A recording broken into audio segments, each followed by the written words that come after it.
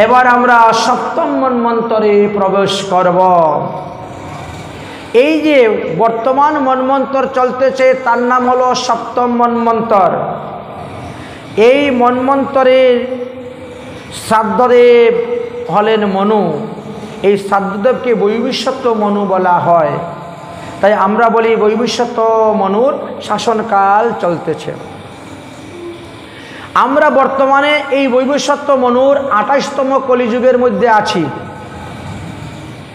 এর আগে 27টি সত্যযুগ চলে গেছে, 27টি ত্রেতাযুগ চলে গেছে, 27টি দাপর যুগ চলে গেছে।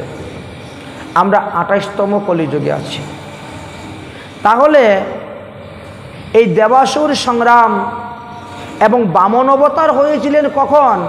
বলে এই সপ্তম মন্বন্তরের প্রথম সত্যযুগে। এখন থেকে 27টা সত্যযুগ আগের কথা। বামন অবতার কেন হয়েছিলেন? তার পিছনে কারণ ছিল। কারণটি কি ছিল? কারণটি ছিল ওই বিরোচনের পুত্র বলি বহুদিন যাবৎ ব্রহ্মচর্য পালন করে হরির ভজনা করলেন। তারপরে তিনি একদিন ব্রাহ্মণ বৈষ্ণব সেবা দিলেন। এমন সেবা দিয়েছেন, সেবাতে সন্তুষ্ট হয়ে সবাই বলছে বিজয়ী ভব, বিজয়ী ভব, বিজয়ী ভব, বিজয়ী ভব। ভৃগুবংশীয় ব্রাহ্মণগণের এমন সেবা করলেন, সবাই আশীর্বাদ দিলেন। তখন শুক্রাচার্য বলছেন সবাই মিলে তোমাকে আশীর্বাদ দিয়েছে বিজয়ী ভব, অতএব তুমি কিন্তু এইবার যুদ্ধ করলে বিজয় লাভ করতে পারবে। কিন্তু দেবতারা অমৃত পান করে অমর হয়ে গেছে, তাদের সঙ্গে এখন যুদ্ধ করতে গেলে বিশেষভাবে যুদ্ধ করতে হবে। আর বিশেষ যুদ্ধ করতে গেলে বিশেষ অস্ত্রের প্রয়োজন, বিশেষ রথের প্রয়োজন, বিশেষ কবচের প্রয়োজন। আর না হলে বিশেষভাবে করা যাবে না। তাহলে কি করতে হবে গুরুদেব? বলে তোমাকে একটা যজ্ঞ করতে হবে। যজ্ঞের নাম হলো বিশ্বজিৎ নামক যজ্ঞ। এই যজ্ঞ করতে তোমার 100 মণ ঘি লাগবে। এই যজ্ঞকুণ্ড থেকেই রথ উঠবে, ঘোড়া উঠবে, রথি উঠবে, সারথি উঠবে, তীর, ধেনু, বাণ, অস্ত্র, কবচ উঠবে। তাই না কি? হ্যাঁ, তো শুরু করে যজ্ঞ। শুরু হলো যজ্ঞ। যথা সময়ে যজ্ঞকুণ্ড থেকে এই সমস্ত দ্রব্য প্রকট হয়ে গেল। বলি মহারাজ সেই সমস্ত দ্রব্য পরিধান করিয়া আর তিনি স্বর্গরাজ্যে গিয়ে উপস্থিত। যুদ্ধ। সেই যুদ্ধতে সমস্ত দেবতারা পরাজিত হয়ে গেলেন। বলিরাজ স্বর্গের ইন্দ্র আসনে বসে গেলেন ইন্দ্র হয়ে। সমস্ত দেবতাদেরকে স্বর্গরাজ্য থেকে বিতাড়িত করে দিয়ে সব অসুরদেরকে নিয়ে তিনি স্বর্গরাজ্য বসে গেলেন। এবার দেবতাদের মায়ের নাম ছিল কি? অদিতি। অদিতি চিন্তা করলেন আমার সতীনের পুত্ররা আমার পুত্রদেরকে স্বর্গ থেকে সরিয়ে দিয়ে তারা স্বর্গরাজ্য ভোগ করতেছে, আর আমার ছেলেরা মনুষ্য রূপ ধারণ করে পৃথিবীতে ঘুরে বেড়াচ্ছে, রুদ্র বৃষ্টিতে কত কষ্ট পাচ্ছে। আমি মা হয়ে ছেলেদের এই দুঃখ দুর্দশা কেমন করে সহ্য করি? আমার প্রাণটা ফেটে যাচ্ছে ছেলেদের এই দুঃখ দেখে। কিন্তু কিছুই করার নেই। আমার দ্বারা এমন কোনো শক্তি নেই তাদেরকে কিছু করার মতন। তবে হ্যাঁ, আমি এমন একটি পুত্র সন্তানের জন্ম দিতে চাই, যে পুত্র বলিরাজার কাছ থেকে স্বর্গরাজ্য এনে আমার পুত্র মন্ত্রধ্রুম নামক ইন্দ্রকে দান করতে পারে। এমন একটি পুত্র আমার প্রয়োজন। এই পুত্র সন্তান লাভ করার জন্য তিনি তখন কি করেছিলেন? তিনি তখন কশ্যপ মুনির কাছে গিয়ে উপস্থিত হয়েছেন। মুনিবর, আপনি আমাকে এমন একটি পুত্র সন্তান দিন, যে পুত্র মন্ত্র ওই অসুরদের কাছ থেকে রাজ্য এনে আমার পুত্রকে দান করতে পারে। তিনি বললেন, দেবী, এই রকম পুত্র সন্তান পেতে গেলে তোমাকে পয়ুব্রত করতে হবে। পয়ুব্রত মানে তোমাকে 11 দিন দুগ্ধ পান করে থাকতে হবে, শ্রীহরির ভজন করতে হবে, তবে তো হবে। কি করতে হবে, কিভাবে? আরে ফাল্গুন মাসের শুক্লপক্ষের প্রতিপদ দিবসে বন্য শকুরের দন্তের মাটি সমস্ত গায়ের মধ্যে মেখে মন্দাকিনী যমুনা নদীর জেরে গঙ্গা জলে গিয়ে তোমাকে স্নান করতে হবে। তারপরে এসে তোমাকে ভগবান বিষ্ণুর আরাধনা করতে হবে। প্রতিদিন পঞ্চ উপচারে, 10 উপচারে, ষোড়শ উপচারে পূজা করতে হবে। ধূপ দীপ নৈবেদ্য আদি দান করতে হবে। ভগবানকে গন্ধ মাল্য দান করবেন, ভগবানকে দুগ্ধ দিয়ে স্নান করাবেন, ভগবানকে বস্ত্র দান করবেন, উপবস্ত্র উত্তরী দান করবেন, যজ্ঞপত্র দান করবেন, পাদ্যার্ঘ্য আচমনীয় দিবেন, ধূপ দীপ সুগন্ধি দিতে হবে। এইভাবে করতে হবে পূজা। আর ওম নমো ভগবতে বাসুদেবায় এই মন্ত্র তোমাকে জপ করতে হইবে। শাল্য ধানের পায়াস প্রস্তুত করিয়া ঘৃতের মধ্যে ভাজিয়ে গুঁড়া করে মিষ্টি তার দিয়েও পায়াস রান্না করে ভগবানকে ভোগ দিতে হবে। সেই ভগবানের নৈবেদ্য প্রসাদ প্রতিদিন তোমাকে সেবন করিতে হইবে।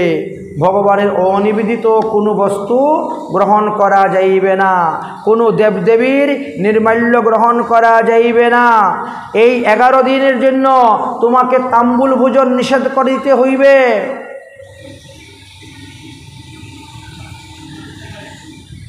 প্রতিদিন পূজার পরে স্তুতি ভক্তি ক্ষমা প্রার্থনা করতে হইবে এবং দ্বাদশীতে গিয়ে তোমার এই ব্রত সমাপ্ত হইবে। যদি 12 দিন এইভাবে দুগ্ধ পান করিয়া এই পরিব্রত করতে পারো, তাহলে ভগবান সন্তুষ্ট হয়ে তোমার কাছে আসবেন, তোমাকে দেখা দিবেন।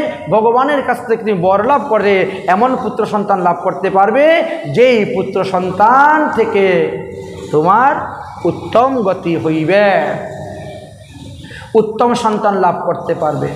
তাহলে দেরি কেন? আমি এখনই ব্রত আরম্ভ করে দিব। ঠিক আছে, করো। শুরু হয়ে গেল ব্রত, আরম্ভ করলেন। স্বামীর কাছ থেকে গর্ভদান নিলেন আর নিয়ে ব্রত আরম্ভ করলেন। ব্রত করতে করতে করতে করতে 11 দিন পূর্ণ হয়ে গেল। কই, ভগবান তো দর্শন দিচ্ছেন না, ভগবান তো দর্শন দিচ্ছেন না। আরে দেবী, ধৈর্য ধরো, ধৈর্য ধরো, অবশ্যই ভগবান তোমাকে দর্শন দিবেন। কখন ভগবান দর্শন দিবেন? বলে যাবস্তু পাপে হৃদয়ম মলিনাম, যতক্ষণ পর্যন্ত পাপের দ্বারা হৃদয় মলিন থাকবে ততক্ষণ কিন্তু ভগবান আসেন না দর্শন দিতে। তুমি জপ করতে থাকো ওম নমো ভগবতে বাসুদেবায়, ভগবান অবশ্যই আসবেন তোমাকে দর্শন দেওয়ার জন্য। একটা লোক নাই মৃদঙ্গ বাজাইবার মতন? दर्शन दाओ भगवान ओ ना तो मेरा किया प्यासी रे, दर्शन दाओ भगवान,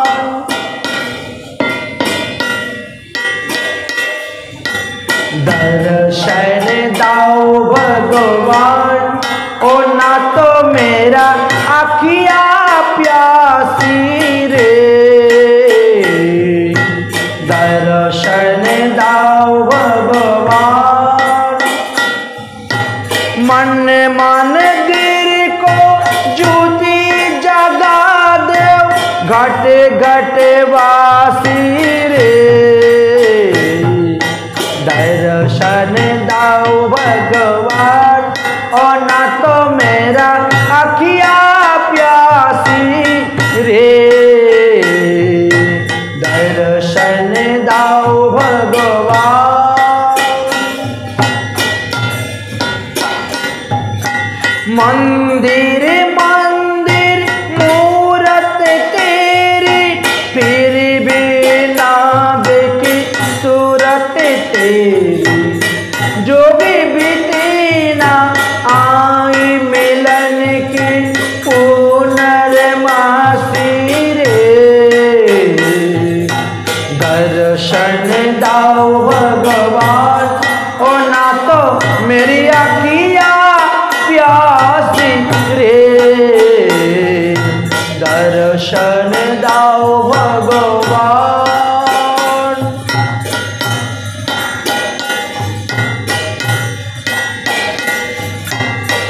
दार दया का जब तक खुले पंचम सूर्य में गूंगा बोले अंध चल कर लंगरा अंध देखे लंगरा चल कर पहुँचे काशी रे दर्शन दाओ भगवान और ना तो मेरा किया प्यासी रे दर्शन दाओ भगवान पानी पीकर प्यास बुझाओ नैनन के कैसे समझाओ आँखी मिसली छोरी के आवे तो मन की वासी रे दर्शन दाओ भगवान और ना तो मेरा आँखिया प्यासी रे दर्शन दाओ भगवान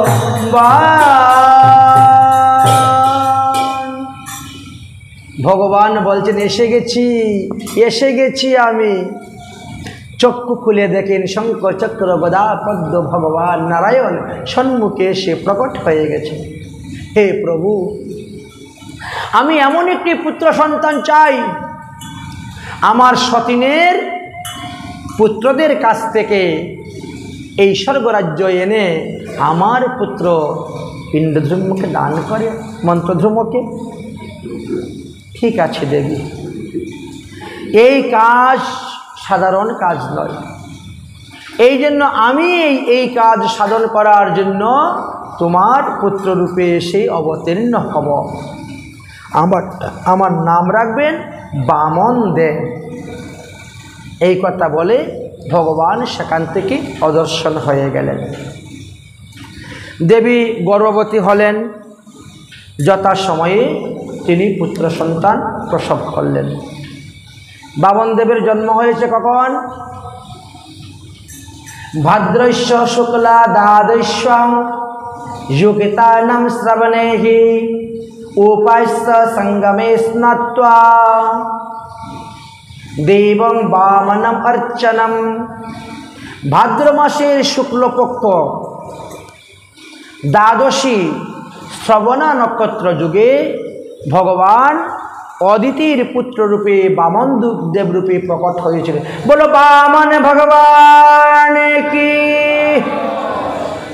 সপ্তম মন্বন্তরের প্রথম সত্য যুগেতে ভগবান বামন দেব অবতীর্ণ হলেন বামন ভগবান শশীকলার ন্যায় বড় হতে শুরু হয়েছেন এই জন্য বামন ভগবানের বাল্যলীলার কথা আলোচনা করা নাই ব্রহ্মা যখন জানতে পারলেন যে ভগবান বামন রূপে অবতীর্ণ হয়েছেন আরে চলো চলো বামন ভগবানকে দেখার জন্য রওনা হয়ে গেছে ব্রহ্মা বলছেন বামন ভগবানের দেখতে দেখতে 7 বৎসর বয়সের বালক হয়ে গেছে ব্রাহ্মণের ছেলে মাতৃগর্ভ থেকে গণনা করিয়া 5 বৎসর থেকে 12 বৎসরের মধ্যে তাকে উপনয়ন সংস্কার করাইতে হয় তো আমরা যখন এসেই গেছি তাহলে এখন উপনয়ন সংস্কারের কাজটা শুরু করে দেওয়া হোক বামন ভগবানের উপনয়ন সংস্কার কাজ শুরু হলো প্রজাপতি কৈশিপ্য তিনি এবার বামন ভগবানের উপনয়ন সংস্কারের কাজের ব্যবস্থা করলেন সূর্যদেব বামনদেবকে গায়ত্রী মন্ত্র উপদেশ দিলেন দেবগুরু বৃহস্পতি পৈতা দিলেন কশ্যপ মেখলা দান করলেন পৃথিবী দেবী কৃষ্ণ সার চর্ম প্রদান করলেন বনসমূহ অন্যান্য দ্রব্য দিলেন চন্দ্র একটি বাঁশের লাঠি দিলেন মাতা অদিতি দূর কপিন বহির্বাস দিলেন আকাশ দেবতাগণ বামনদেবকে ছত্র দান করলেন এইভাবে এক এক জন এক এক বস্তু দান করতে শুরু করেছেন ব্রহ্মা কমণ্ডলু দান করেছিলেন বামন ভগবানকে আর সরস্বতী দেবী কুশাসন দান করলেন আর একটা রুদ্রাক্ষের মালা অর্পণ করেছিলেন। এইবার কুবের দেব এসেছেন, কুবর দেব এসে ভিক্ষার ঝুলি দিয়েছেন, দান করলেন। এবার ভিক্ষাটা দিবে কে? তখন স্বয়ং জগদম্বা, ভিক্ষাং ভগবতী সাক্ষাৎ জগদম্বা সতী। সতী আসলেন সেই ভিক্ষা দান করার জন্য। তিনি এসে উমা ভগবতী ভিক্ষা প্রদান করলেন। সেই ভিক্ষা নিয়ে গুরুদেবের চরণে অর্পণ। গুরুদেব, উপনয়ন সংস্কারের পর আমি ভিক্ষা করতে গিয়েছিলাম, এই দেখেন ভিক্ষার দ্রব্য পেলাম, এটা আপনি সাদরে গ্রহণ করুন, আপনি রান্না করে ভোগ দিয়ে তারপরে আমাকে প্রসাদ দিবেন। দীক্ষা গ্রহণের পরে গুরুদেবের অজরামৃত গ্রহণ করতে হয়। বসে আছেন, গুরুদেব বলছেন, তুমি যে ভিক্ষা এনেছ, এই ভিক্ষাতে তো আমারই পেট ভরবে না, তো তোমাকে আমি কি দিব? তাহলে কি করো? ভিক্ষা করতে আবার যাবো? বলে হ্যাঁ, যেতেই হবে। এমন জায়গায় ভিক্ষা করতে যেতে হবে যেখানে ভিক্ষা করলে আর সারা জীবন ভিক্ষা করতে হবে না। এমন জায়গা কোথায় আছে পৃথিবীর মধ্যে? আর এমন দাতা কেই আছে যে এমন ভিক্ষা দিবে সারা জীবন আর ভিক্ষা করতে হবে না? বলে আছে। নর্মদা নদীর তটে ভিগুকুচ্চ নামক সুন্দর একটি স্থান আছে। সেখানে ভিগুবংশীয় ঋত্বিকগণ তারা সবাই মিলে বলি মহারাজকে যজ্ঞ করাচ্ছেন। সেই যজ্ঞের নাম বিশ্বজিৎ নামক যজ্ঞ। একটা যজ্ঞ করেই সে স্বর্গরাজ্য পেয়ে গেছে। স্বর্গরাজ্য পাওয়ার পরে তার মনে আরো লোভ জমে গেছে, স্বর্গরাজ্য কখনো ত্যাগ করব না। এখন শুক্রাচার্য বলছেন, তাহলে তোমাকে আরো 99টা যজ্ঞ করতে হবে। অর্থাৎ 100টা যজ্ঞ যদি করতে পারো, তাহলে কোনো সময়ও দেবতারা তোমার এই স্বর্গরাজ্য নিতে পারবে না। এই জন্য তাদের যজ্ঞ কার্য শুরু হয়েছে। 99টা যজ্ঞ তাদের পূর্ণ হয়ে গিয়েছে, আর মাত্র একটা যজ্ঞ বাকি আছে। যতক্ষণ যজ্ঞ চলবে ততক্ষণ যে যা চাইবে তাহাই দান করিতে হইবে। এটাই হলো বিশ্বজিৎ যজ্ঞের নিয়ম। অতএব যাও, তুমি এখন এই সুযোগে যাও, গিয়ে দান চাও। বলি মহারাজ এত উদার প্রকৃতির লোক, ওনার কাছে যা চাওয়া যায় তাই পাওয়া যায়। গুরুদেব, আমি যে রাস্তা চিনি না, সেই নর্মদা নদী, ভিগুকুচ্চ স্থান, এইসব তো চিনি না। 7 বৎসরের বালক আর কি চিনবে? আমি তোমার সঙ্গে 5 জন বিদ্বান ব্রাহ্মণকে পাঠিয়ে দিচ্ছি, তারা তোমাকে রাস্তা দেখিয়ে নিয়ে যাবে। যাও। রওনা হয়ে গেলেন বামন ভগবান। 10 দিক আলোকিত করে বামন ভগবান যাচ্ছেন বলি মহারাজের সেই যজ্ঞশালার দিকে রওনা হয়েছে। যে দেখতেছে সেই বিস্মিত হয়ে যাচ্ছে, যেমন সাক্ষাৎ সূর্যদেব মনে হয় যাচ্ছেন। শরীরের এমন প্রতিভা, এমন আলো।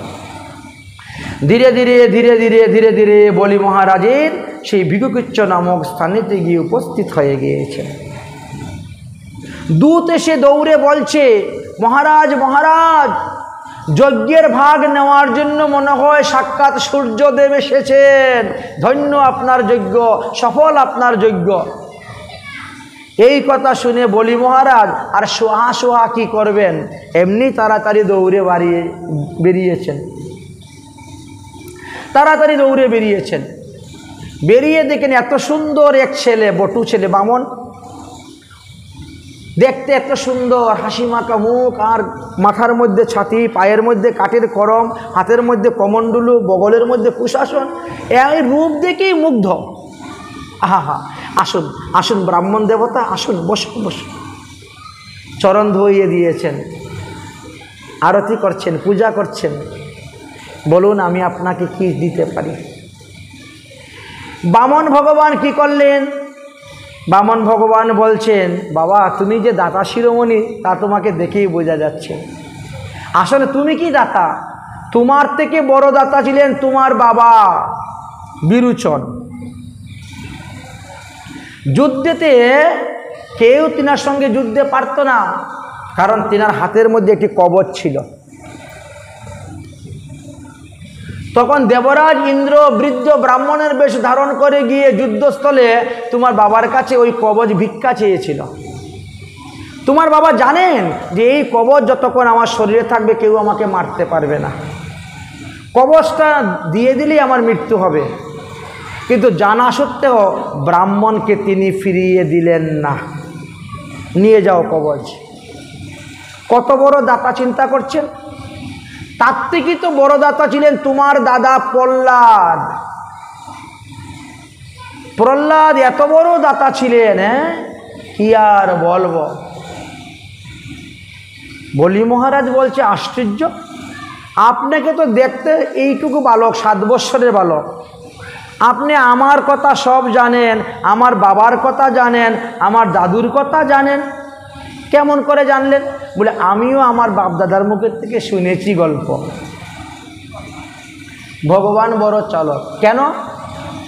বাপ দাদার মহিমা যদি কীর্তন করা হয় তাহলে মনটা গলে যায়। বাবা, তখন 1 টাকার জায়গায় 5 টাকা দক্ষিণা বেরিয়ে আসে, তাই না? এই দেখেন, ভগবান জানেন কায়দা। এই জন্য বাপদাদার মহিমার কথা বর্ণনা করছে। বলি মহারাজ বলছেন, তাহলে আদেশ করুন, আমি আপনার কি সেবা করতে পারি? আপনি যা চাইবেন তাই আমি দিব, একটু তাড়াতাড়ি বলুন। এদিকে যজ্ঞ কার্য চলতেছে, ওখানে গিয়ে আবার শোয়া করতে হয়, এদিকে গুরুদেব বসে আছেন, আমাকে না দেখলে আবার এই কোথায় গেলি রে ডাক দিবেন। অতএব আপনি একটু তাড়াতাড়ি বলুন। বলে, বলবো তো, কিন্তু তুমি হাতে জল নিয়ে প্রতিজ্ঞা করতে হবে, আমি যা চাইবো তাই দেব। ঠিক আছে, আমি প্রতিজ্ঞা করলাম, আপনি যা বলবেন আমি তাই দিব, এবার আপনি বলুন। বামন ভগবান বলছেন, পদানি ত্রিণী পাদম, আমাকে 3 পাও ভূমি তুমি দান করো।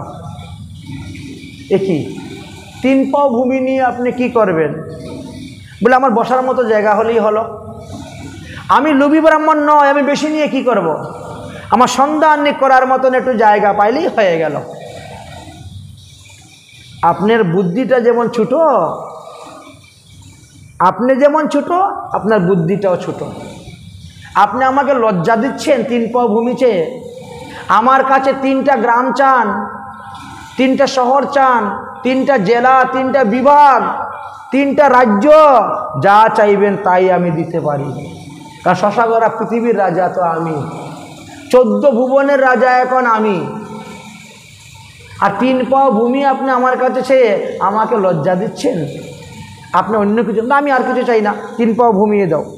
কথা শেষ হইতে না হইতেই বলি মহারাজের গুরুদেব শুক্রাচার্য এসে উপস্থিত।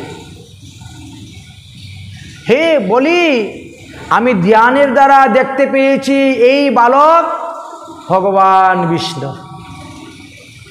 তিনি দেবতাদের কার্যসিদ্ধি করার জন্য অদিতির পুত্র রূপে, বামন রূপে এসেছেন তোমার কাছে ভিক্ষা চাওয়ার জন্য। সাবধান, কথাবার্তা বলতে খুব হিসাব করে বলবে। গুরুদেব, কথাবার্তা তো যা বলার হয়েই গেছে, কি বলছিস? না, উনি 3 পাও ভূমি চেয়েছে, আমি বলছি 3 পাও ভূমি দিব, শেষ। কি করলে রে, কি করলে? আরে নিজের বুদ্ধি যেমন তেমন, গুরু বুদ্ধি বিশেষত। আমি তোর ঘরে থাকতে আমার সঙ্গে একটু পরামর্শ করলে না?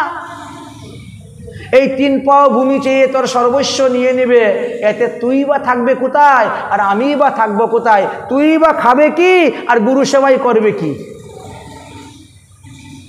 দান করা ভালো, কিন্তু সর্বস্ব দান করাটা তো ভালো নয়। শাস্ত্রে বলছে, আপনি যে আয় করতেছেন তার 10 ভাগের 1 ভাগ আপনি দান করুন, কিন্তু সর্বস্ব দান করলে তো তুমিই বা থাকবে কোথায় আর আমারই বা রাখবে কোথায়? গুরুদেব, আমি যে বলে ফেলেছি। বলে, বলে ফেলেছ তো এখন কথা পাল্টিয়ে নাও। বলে, কেমন করে? বলে, বলো যে আমার পায়ে মেপে 3 পাও ভূমি দান করব, তোমার পায়ে মেয়ে 3 পাও ভূমি দিব না। তোমার তো পা ছোট ছোট, আমার পা বড় আছে, আমি আমার পায়ে মেপে দান করব। ভগবানের কাছে গিয়ে বলছে, ভগবান বলছেন না, তা হবে না। তোমার সঙ্গে প্রতিজ্ঞা কি হয়েছে? আমার পায়ে মেপে আমি 3 পাও ভূমি নিব, এটাই তো প্রতিজ্ঞা। যদি তুমি প্রতিজ্ঞা ভঙ্গ করো তোমাকে নরকে যেতে হবে। গুরুদেব কি করা যায়? বলে তাহলে তুমি চলে যাও। বলিরাজকে বলছেন তুমি ভিতরে চলে যাও, যা করার আমিই করব। তোমার বুদ্ধি কুলাবে না এই বামনকে এখান থেকে কেমন করে ভাগাতে হয়, সে আমি জানি।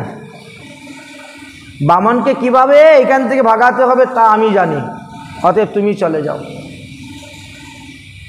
বলি মহারাজ মনে মনে চিন্তা করলো, সর্বনাশ, গুরুদেব তো এখন থেকে কূটনীতি বুদ্ধি প্রয়োগ করবে, কি করা যায়? মুনি ঋষিগণ হাজার হাজার সাধন করে ভজন করে যে ভগবানকে পায় না, আর সেই ভগবান আজকে আমার দুয়ারে এসে উপস্থিত। আর গুরুদেব বলছে তুমি ভিতরে চলে যাও, কিভাবে তাকে ভাগাতে হয় সেটা আমি জানি, ভাগিয়ে দিব। আচ্ছা, ভগবান যদি আমার বাড়ির থেকে চলে যান, ভাগিয়ে দেন গুরুদেব, তাহলে আমার কি লাভ হলো? এই গুরুদেবের ভজন করলে ভগবান পদপদ্ম লাভ করা যাবে না। অতএব এই গুরুদেবকে ত্যাগই করতে হবে। গুরুদেব, আমি প্রহ্লাদের নাতি হয়ে মিথ্যে কথা বলতে পারবো না, আমি যা প্রতিজ্ঞা করেছি তাই আমি দান করব। প্রতিজ্ঞা আমি যা করেছি আমি তাই দান করব, আমি মিথ্যে কথা বলতে পারবো। কি তুই আমার কথা শুনবি না? যদি আমার কথা না শুনিস আমি তোকে অভিসম্পাদ দিব। আরে বলি, তুমি আমার কথা না শুনলে তুমি স্ত্রীহীন হয়ে যাবে। চিন্তা করলো এই গুরুদেবের কথা শুনলে ভগবানকে পাওয়া যাবে না।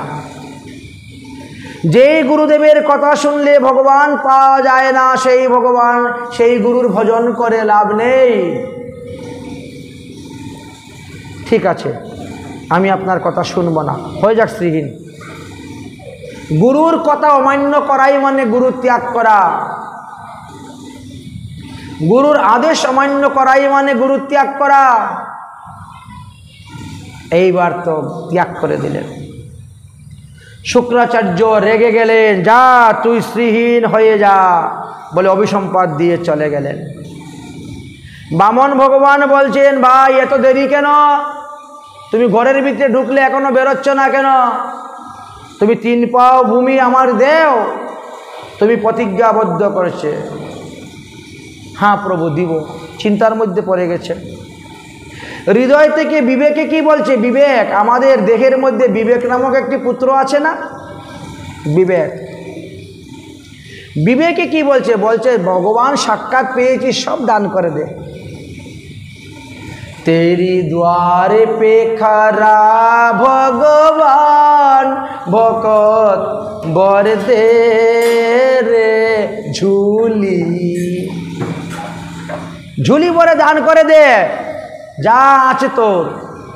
तेरी द्वारे पे खरा भगवान भकत बर दे रे झूली, तेरी द्वार पे खरा भगवान भगत बर दे रे झूली। ओ तेरी हुगा बेराए सन, ओ तेरी हुगा बेराए सन कि मुझी रहेगी तेरी निशान भगत बर दे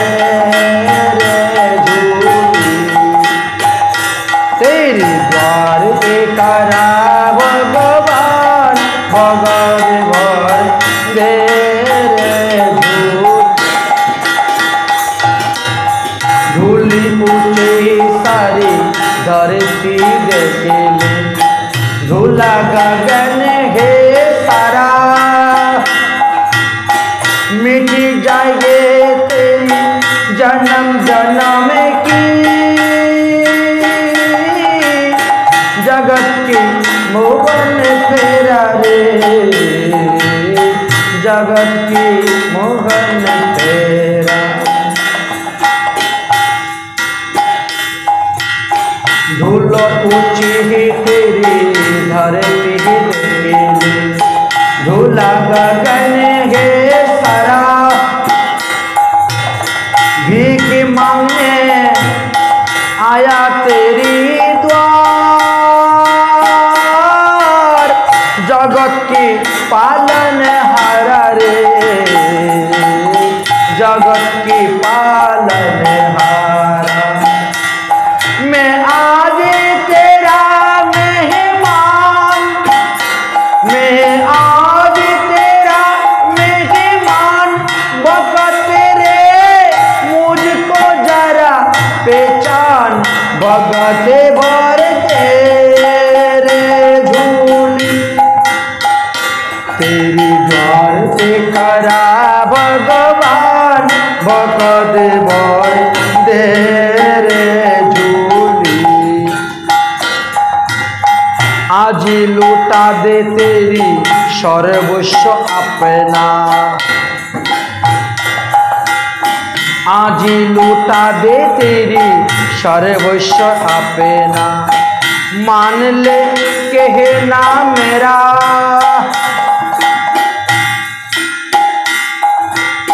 जन्म मिट जाए पल में तेरा, जन्म जन्म की तेरा रे, जन्म जन्म की तेरा।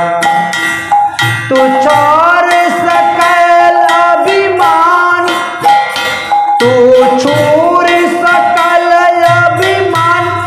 अमर तेरा कर दे अपना दान, भगत भर तेरे झूली। ओ तेरी द्वार पे करा भगवान, भगत भर तेरे झूली। ओ तेरी द्वार पे करा भगवान, भगत भर तेरे झूली। भगवान दरजाয় দাঁড়িয়ে আছে, সর্বস্ব দান করে দে। স্বর্ণাক্ষরে লেখা থাকবে তোমার নাম পৃথিবীতে, দান করে দে। বিবেক থেকে বলছে। এত দেরি কেন রে বাবা? আসছি আসছি। দান যে করব, আমার গুরুদেব তো রাগ করে চলে গিয়েছেন। এবার দান করতে গেলে সংকল্প মন্ত্র পাঠ করতে হয়। এখন গুরুদেব চলে গেছেন, এখন সংকল্প মন্ত্র কে পাঠ করবে? দান কেমন করে হবে? বামনদেব বলছেন, এই আমিও তো ব্রাহ্মণের ছেলে রে, আমিও সংকল্প মন্ত্র জানি। নে হাতে গঙ্গা জল নে, সংকল্প মন্ত্র পাঠ কর। আমি তো নর্মদা নদীতে থাকি, গঙ্গা জল পাবো কোথায়? নর্মদা।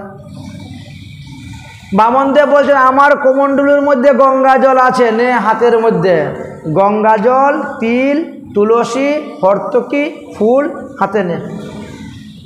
গঙ্গা জল ঢালতেছেন, গঙ্গা জল তো গঙ্গা সাগর থেকে আর পড়ে না, কমণ্ডলু থেকে। কারণ শুক্রাচার্য সূক্ষ্ম রূপে গিয়ে কমণ্ডলুর মুখ বন্ধ করে দিয়েছেন, যাতে গঙ্গা জল না পড়ে, সংকল্প করতে না পারে। আচ্ছা, অন্তর্যামী ভগবান তো সব জানেন। ভগবান তখন বলছেন, বলিরাজ ওই একটা কুশ দেও তো, কুশ, একটা কুশ দিয়ে খুঁচা মারলেই দেখো রাস্তা ক্লিয়ার হয়ে যাবে। অনেক দূর থেকে হেঁটে আসতেছি তো, কত বালু, ধুলো বালু উঠতেছে, ওই পরে পরে রাস্তার মুখ বন্ধ হয়ে গেছে। যেই কুশ দিয়ে দিয়েছেন, এমনি একেবারে চৌকেতে ঢুকে গেছে। বলিরাজা তো বুঝতে পারেন নাই, শুক্রাচার্য বেরিয়ে গেছে। উফ ভগবান, তুমি আমার চোখটা কানা করে দিলে। বলে, তুমি কমণ্ডলুর মধ্যে ঢুকলে কেন, জল বন্ধ করলে কেন? ঠিক আছে, তুমি যখন আমার চোখ কানা করেছ, আমিও কলিযুগে গিয়ে তোমার ধর্মকে কানা করব। এই কলিযুগে শুক্রাচার্য এসে কি করেছেন? দশমী সংযুক্ত একাদশী ব্রতের কথা চালু করেছেন। দশমী সংযুক্ত একাদশী ব্রত কখনো করতে নাই, আর এই ব্রত উনি চালু করে গিয়েছেন। দশমী সংযুক্ত একাদশী ব্রত করলে কি হয়? অকালে পুত্র সন্তান মারা যায়। দশমী সংযুক্ত একাদশী ব্রত করলে কি হয়? স্বামী স্ত্রীর মধ্যে বিচ্ছেদ হয়। এই দশমী সংযুক্ত একাদশী ব্রত করেছিলেন গান্ধারী, এই কারণে তার অকালে 100 পুত্র মারা গিয়েছিল। এই দশমী সংযুক্ত একাদশী ব্রত করেছিলেন সীতা দেবী, এই জন্য রামচন্দ্র সীতার বিচ্ছেদ হয়েছিল, সীতার বনবাস হয়েছিল। তাই দশমী সংযুক্ত একাদশী ব্রত এটা প্রচার করেছেন শুক্রাচার্য। স্মার্ত মত, এই মতে কখনো একাদশী ব্রত করবেন না। শুদ্ধ একাদশী ব্রত করবেন, না হলে একাদশী সংযুক্ত দ্বাদশীতে গিয়ে ব্রত করবেন। এটাই শাস্ত্রের বিধান। ঠিক আছে, ঠিক আছে, 3 পাও ভূমি আপনি নেন। 3 পাও ভূমি তো দিলেন, শরীর দিয়ে সমস্ত পৃথিবী, আর 1 পাও দিয়ে সপ্ত স্বর্গ, 1 পায়ে সপ্ত পাতাল নিয়ে নিলেন। তৃতীয় চরণ দেওয়ার মতন কোনো ভূমি তিনার কাছে রইল না। আর এই জন্যই তিনাকে তখন বরুণ পাশে বন্দী করে দিলেন। 3 পাও ভূমি না দেওয়া পর্যন্ত তোমাকে মুক্তি নাই, ছাড়ব না, তুমি তোমার প্রতিজ্ঞা পূরণ করতে পারো নাই। তখনই তিনার স্ত্রী এসে উপস্থিত হয়েছেন। স্ত্রী এসে উপস্থিত হয়ে বলছেন, ওগো, তোমার মাথাটা তো কারো কাছে বিক্রি করো নাই, অতএব ভগবানকে বলো যে ভগবান তোমার তৃতীয় চরণ তুমি বের করো এবং আমার মস্তকের মধ্যে স্থান দিব। তখন বামন ভগবানের নাভি হইতে তৃতীয় চরণ বেরোলো। সেই তৃতীয় চরণ বলি মহারাজের মস্তকের মধ্যে অর্পণ করলেন। তাহলে তিনার গুরু ত্যাগ করে কি ক্ষতি হলো? ভগবানকে আরো পেয়ে গেলেন। সদ্গুরু ত্যাগ করা পাপ, অসদ্গুরু ত্যাগ করলে পাপ হয় না। আসরিক ভাবাপূর্ণ গুরু ত্যাগে কোনো পাপ হয় না, তার প্রমাণ এটা একারই দেখালেন। যাই হোক, বলি মহারাজ বললেন, আমি তোমার সেবাতে অত্যন্ত সন্তুষ্ট হয়েছি, প্রসন্ন হয়েছি, অতএব তুমি আমার কাছে বরদান চাও, আমি তোমাকে বর দিব। বলি মহারাজ বললেন, যদি আমাকে বর দিবেন তাহলে এমনই বর দেন, আপনি আমার ঘরের দরজার সামনে সর্বদা দারোয়ান হয়ে বসে থাকবেন, সর্বদা আমাকে সর্বদিক থেকে রক্ষা করবেন। আমি ঘর থেকে বেরোতে আপনাকে দর্শন করব, প্রণাম করব। আমি ঘরে যখন ঢুকবো আপনাকে দর্শন করব, প্রণাম করব। আমি এই বরেই চাই। ভগবান বলেন, হে বলিরাজ, আমার সঙ্গে 5 জন ব্রাহ্মণ এসেছেন, পণ্ডিত জ্ঞানী ব্যক্তি। এই 5 জনকে নিয়ে তুমি রসাতলে যেতে চাও, না তোমার এই লক্ষ লক্ষ অসুরদেরকে নিয়ে স্বর্গেই থাকতে চাও বলো? আমি কিন্তু দ্বিতীয় স্বর্গ তোমার জন্য বানিয়ে রেখেছি। এই স্বর্গ থেকেও শতগুণ শ্রেষ্ঠ সুন্দর স্বর্গ আমি বানিয়ে রেখেছি রসাতলে। তুমি কি করবে বলো এখন? তুমি যদি এই স্বর্গ চাও, আমি সেই স্বর্গ ইন্দ্রকে দান করব, আর তুমি সেই স্বর্গ চাইলে আমি এই স্বর্গ ইন্দ্রিয়কে দান করব। বলি মহারাজ চিন্তা করলেন, এই স্বর্গ তো আমি ভোগ করেইছি এতদিন, ওই স্বর্গটা তাহলে দেখি না জানি কি সুন্দর। প্রভু, আমি 5 জন ব্রাহ্মণকে নিয়ে রসাতলেই যেতে চাই, চলো। এই তো রসাতলে নিয়ে চলে গেলেন বলি মহারাজকে, আর সেই স্বর্গরাজ্য মন্ত্রদ্রুমক নামক ইন্দ্রকে দান করে দিলেন। ভগবান বলি রাজার দরজার দারোয়ান হয়ে বসে গেলেন। সত্যযুগ চলে গেল, ত্রেতাযুগে সে উপস্থিত, রাবণের জন্ম হয়ে গেল। রাবণ দিগ্বিজয় করার জন্য বেরোলেন। দিগ্বিজয় করতে করতে রসাতলে গিয়ে বলি রাজার রাজ্যে উপস্থিত। যুদ্ধং দেহি, বামন ভগবান দরজার দারোয়ান।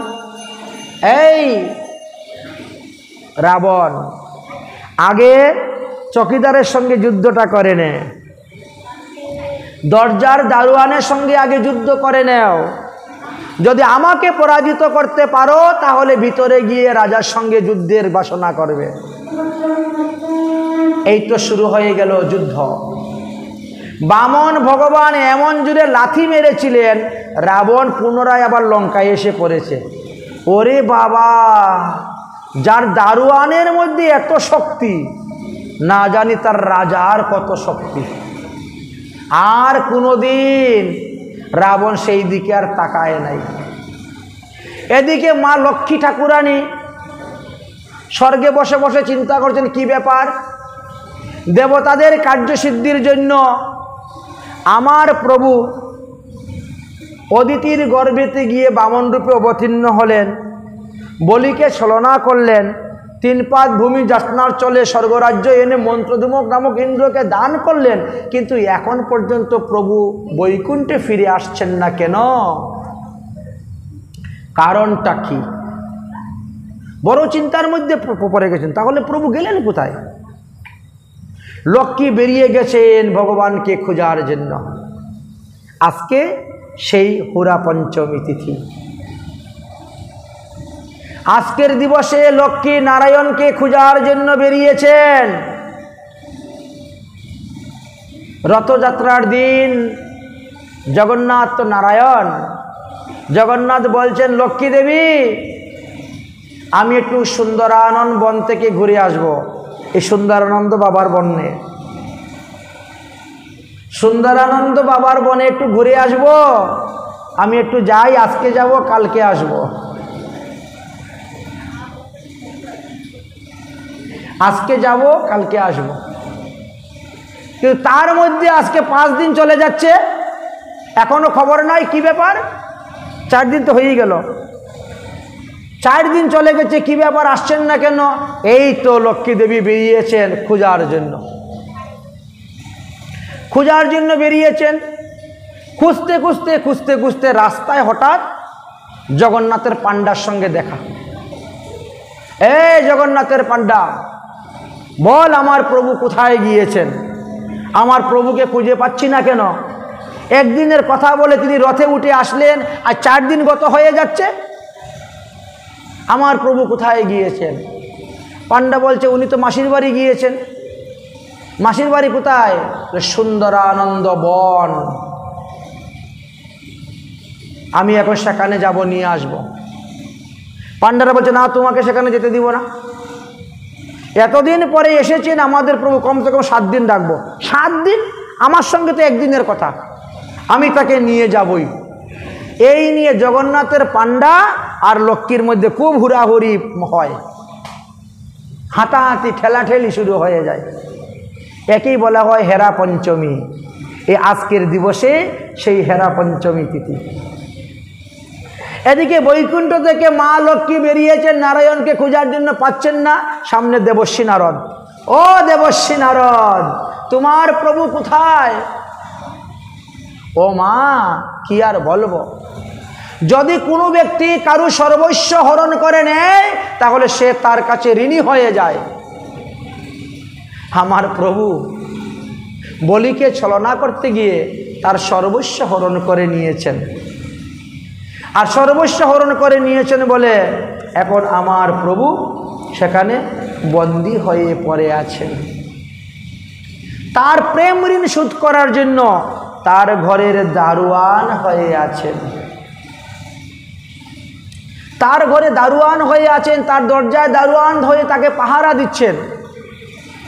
যদি এখন ভগবানকে উদ্ধার করতে হয় তাহলে তোমাকে ছলে বলে কলে কৌশলে ভগবানকে সেখান থেকে উদ্ধার করে নিয়ে আসতে হবে, না হলে পারবে না।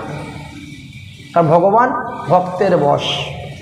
ভগবান যতটা ভগবানের প্রিয়, লক্ষ্মী বক্ষবিলাসিনী হয়েও ততটা প্রিয় নয়। তখন লক্ষ্মী দেবী বড় চিন্তার মধ্যে পড়ে গেলেন, কি করা যায়।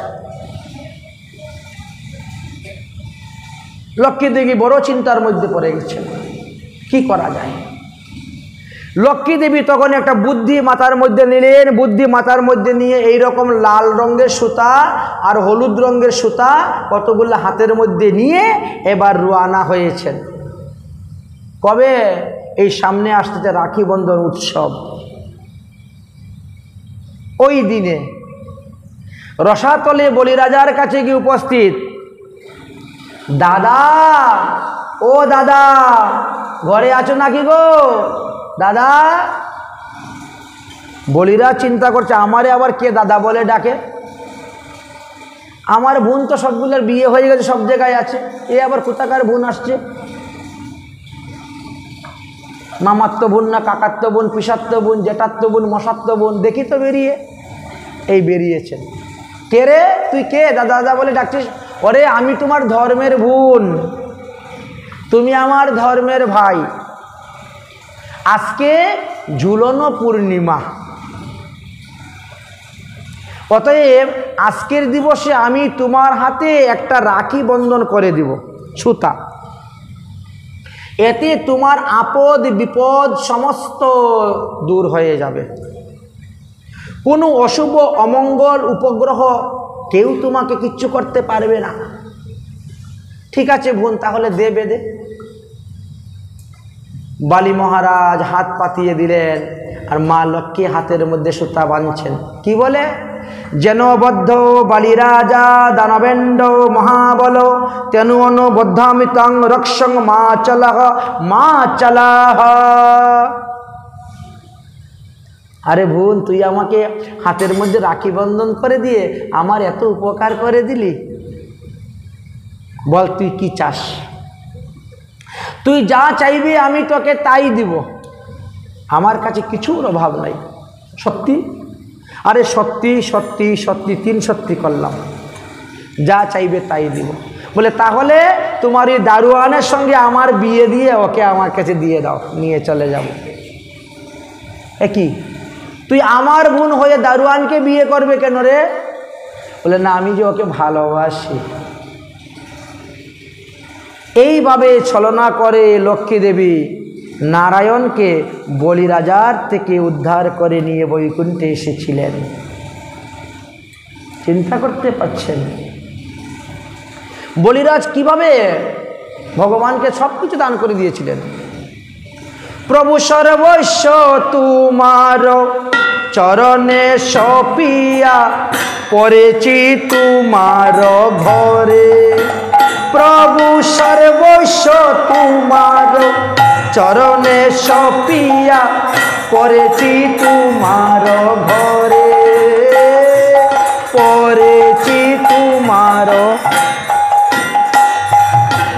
তুমি তো ঠাকুর, আমি তো কুকুর, তুমি তো ঠাকুর, আমি তো কুকুর, বলিয়া জানিও মুরে, বলিয়া জানিও মুরে। বাঁধিয়া নিকটে আমারে পালিবে, রহিব তোমার দ্বারে। বাঁধিয়া আমারে নিকটে রাখিবে, রহিব তোমার দ্বারে। আমি পতিব জনারে আসিতে না দিব, পতিব জনারে আসিতে না দিব, রহিব গরের পারে, রহিব গরের পারে। তব নিজ জন প্রসাদ সেবিয়া উচিষ্ট রাখিবে যাহা। তব নিজ জন প্রসাদ সেবিয়া উচিষ্ট রাখিবে যাহা। বলে আমার ভোজন পরম আনন্দে, আমার ভোজন পরম আনন্দে প্রতিদিন হইবে তাহা, প্রতিদিন হইবে তাহা। আমি বসিয়া শুহিয়া তোমার চরণ সতত চিন্তিব আমি। বসিয়া শুহিয়া তোমার চরণ সতত চিন্তিব আমি। ওরে নাচিতে নাচিতে নিকটে জাগিব, যখন ডাকিবে তুমি প্রভু যখন ডাকিবে তুমি, আমি নিজেরে পোষণ প্রভু না ভাবিব, রহিব গোরের বাড়ি। আরে ভকত বলি তোমার সেবক, ভকত তোমার সেবক বলিয়া বরণ কর, বলিয়া বরণ কর। আমি ওই চরণে সব সপিলাম, ওই চরণে। বলে আমার মধ্যে যাহা কিছু ওই চরণে সব সপিলাম আমার।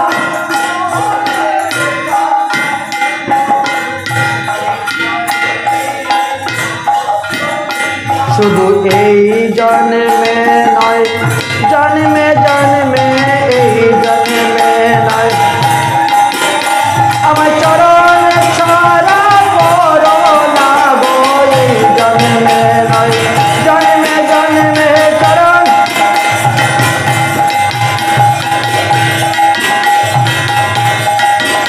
আমার চরণ ছাড়া কইরো না গো, এই জন্মে নয়, জন্মে জন্মে চরণ ছাড়া করো গো,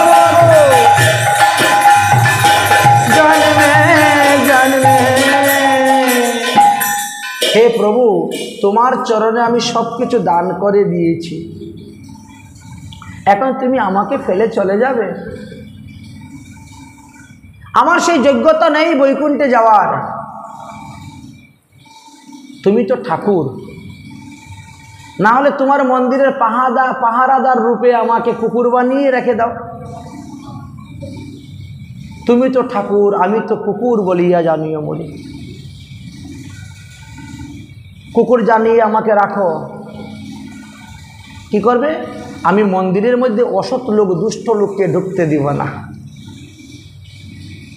তবে আমার খাওয়া দাওয়ার চিন্তা করিও না, তোমার ভক্তরা যা খেয়ে ফেলবে সেই উচিষ্ট ভোজন করেই আমার জীবন চলে যাবে।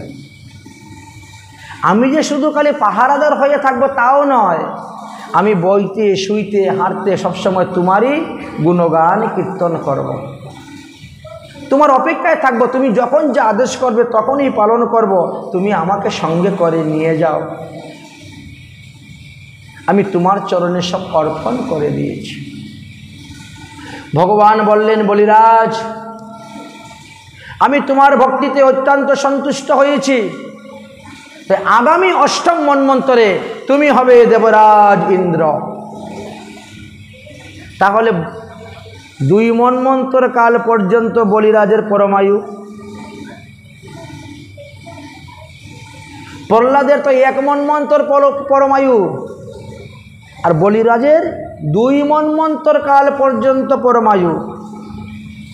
এই 7ম মন্বন্তরের প্রথম সত্যযুগে বলিরাজের জন্ম, আর এই মন্বন্তরে ইনি রসাতলে থাকবেন, 8ম মন্বন্তরে গিয়ে তিনি দেবরাজ ইন্দ্র হবেন। তাহলে 2 মন্বন্তর, 2 মন্বন্তরে তিনি পরমায়ু লাভ করেছেন। বলো বামন ভগবান কি। এই হলো বলিরাজার বামন ভগবানের চরিত্র কথা।